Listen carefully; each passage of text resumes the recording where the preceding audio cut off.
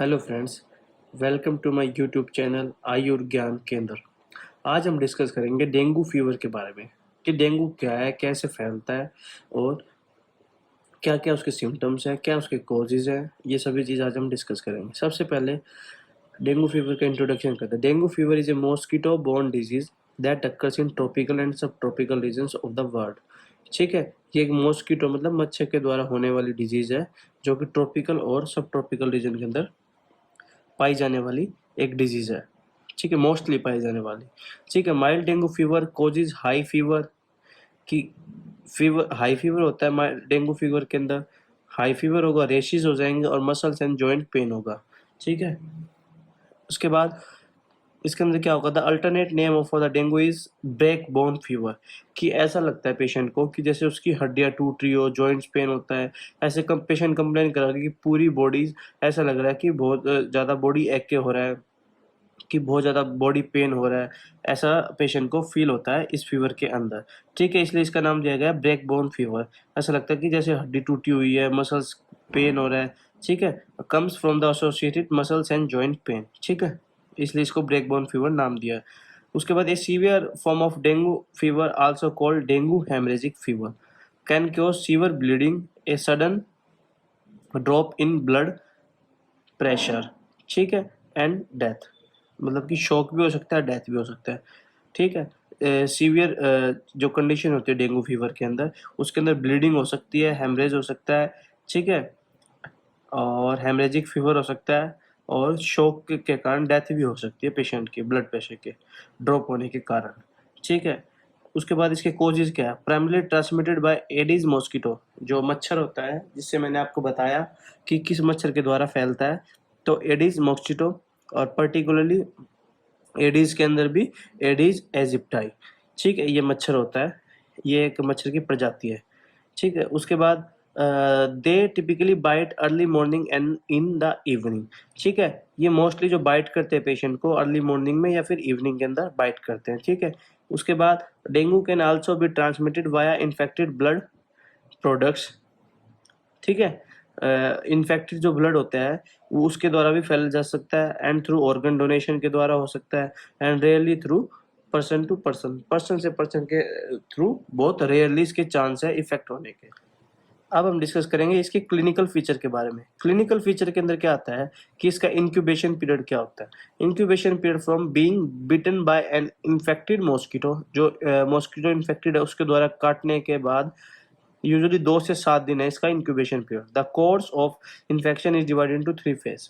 ठीक है, जो डेंगू फीवर होता है उसके 3 फेज बताए हैं, फेब्राइल फेज, क्रिटिकल फेज और रिकवरी फेज। फेब्राइल फेज होता है स्टार्टिंग फेज होता है जिसके अंदर हाई ग्रेड फीवर आता है, over 104 degree Fahrenheit, biphasic in nature होता है जो फीवर होता है।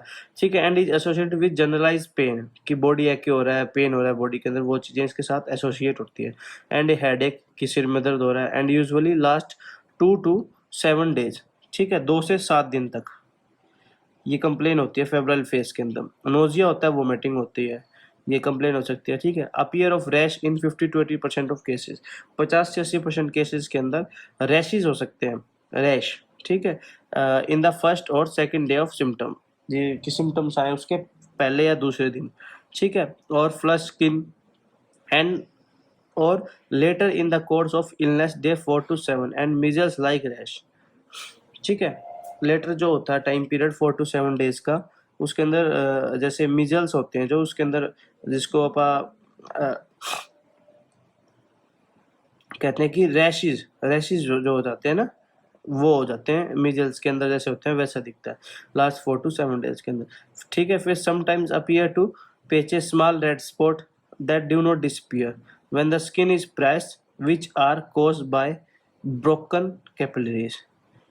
ठीक है, वो डिसअपीयर नहीं होते, एक स्मॉल जो रेड पैचेस हो जाते हैं ना, स्मॉल रेड स्पॉट्स हो जाते हैं, अगर आप स्किन को दबाते हैं, प्रेस करते हैं तो वो डिसअपीयर नहीं होते।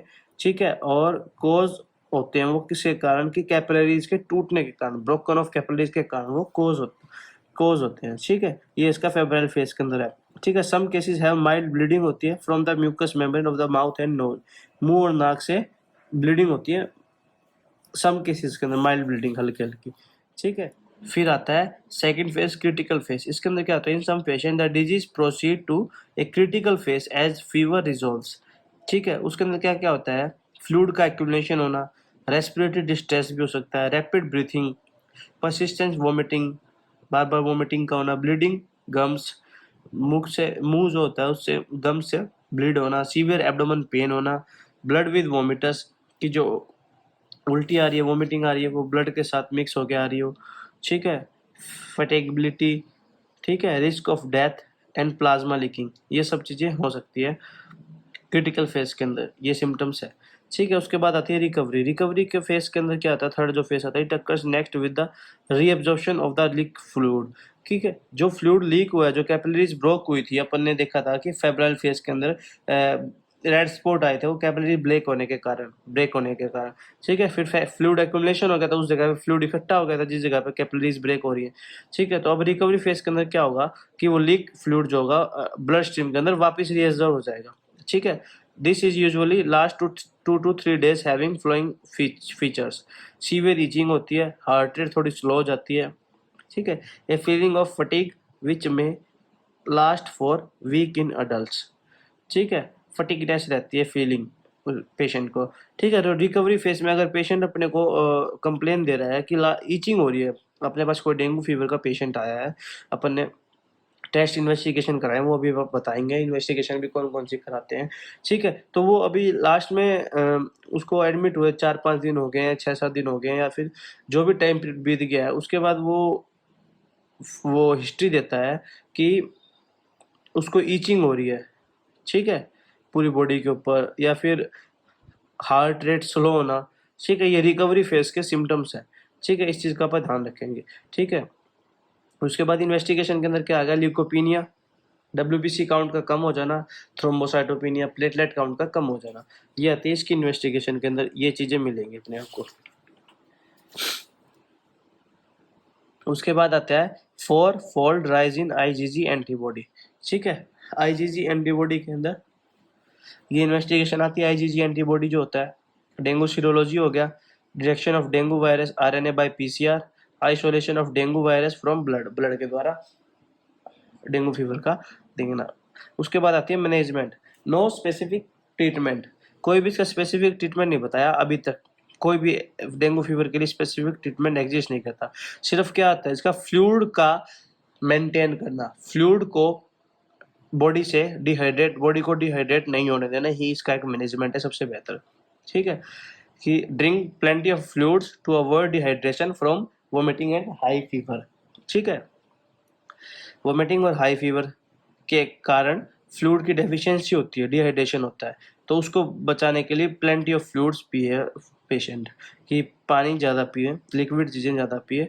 ठीक है, एसिटामिनोफेन, जो कि अपन ने पढ़ा था NSAID क्लासिफिकेशन के अंदर, जिसने NSAID की वीडियो नहीं देखी है, मैं लिंक पिन कर दूंगा वीडियो के अंदर, वो जाके देख सकता है पूरे NSAID की वीडियो, लिंक पिन कर दूंगा मैं। ठीक है, वो जाके देख सकता है, पूरी NSAID की वीडियो बनाई हुई है मैंने, 5 पार्ट है उसके। ठीक है, उसके अंदर पूरा NSAID का classification with dose with symptoms सब डिस्क्राइब किया हुआ है। ठीक है, ठीक है, acetaminophen can elevated pain and reduce fever. ठीक है, उसके बाद avoid pain reliever that can increase bleeding complication.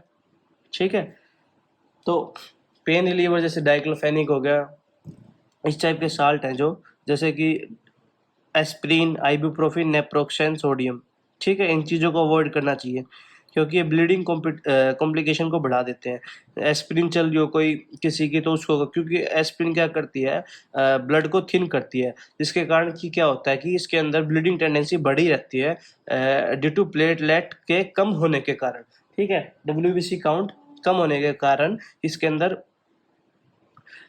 जो ब्लड लीक आउट होता है, मतलब कि हेमरेजिक कंडीशन बढ़ी रहती है कहीं से भी गम से ब्लड निकलता है या फिर कहीं ओरल से या फिर कोई भी एनोरेक्टल एनल कैनाल से ब्लड निकल रहा है, तो इसके अंदर वो चीज़ें ज़्यादा रहती है। तो एस्पिरिन क्या करेगी, ब्लड को थिन कर देगी, जिसके कारण की टेंडेंसी बढ़ जाएगी ब्लड के ऊज आउट होने की। ठीक है, इसलिए एस्पिरिन को, आइबुप्रोफेन, नेप्रोक्सन को, एनएसएआईडी को, इनको आप बंद रखेंगे। ठीक है, there is no licence vaccine available for dengue fever. अभी तक कोई भी लाइसेंस वैक्सीन डेंगू फीवर के लिए नहीं आई है मार्केट में कि जो गवर्नमेंट द्वारा थोराइज हो।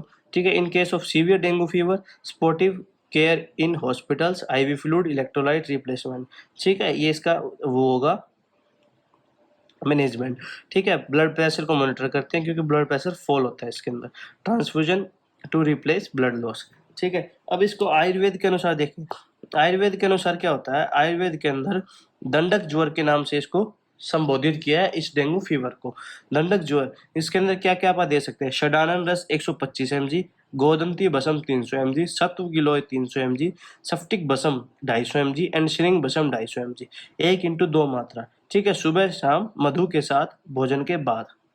ठीक है, या तो ये दे सकते हैं या फिर ब्रह्मवात चिंतामणि रस 125 mg, मृत्युंजय रस 125 mg और 1 ग्राम उष्ण चूर्ण, गिलोय सत्व 300 mg। इन चीजों को भी आप दे सकते हैं 1 × 2 मात्रा सुबह शाम मधु के साथ। ठीक है, और अश्वगंधा चूर्ण दे सकते हैं सुबह शाम दूध के साथ, कि जो फटीगेबिलिटी आती है, जनरल बॉडी है क्या होता है ना इसके अंदर, इस फीवर के अंदर, उसके लिए शतावरी चूर्ण दे सकते हैं 2 ग्राम। ठीक है, ये हम दे सकते हैं, आयुर्वेद अनुसार इसकी चिकित्सा कर सकते हैं।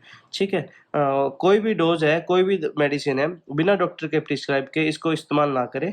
ठीक है, ये आपके लिए हानिकारक हो सकती है। Thank you.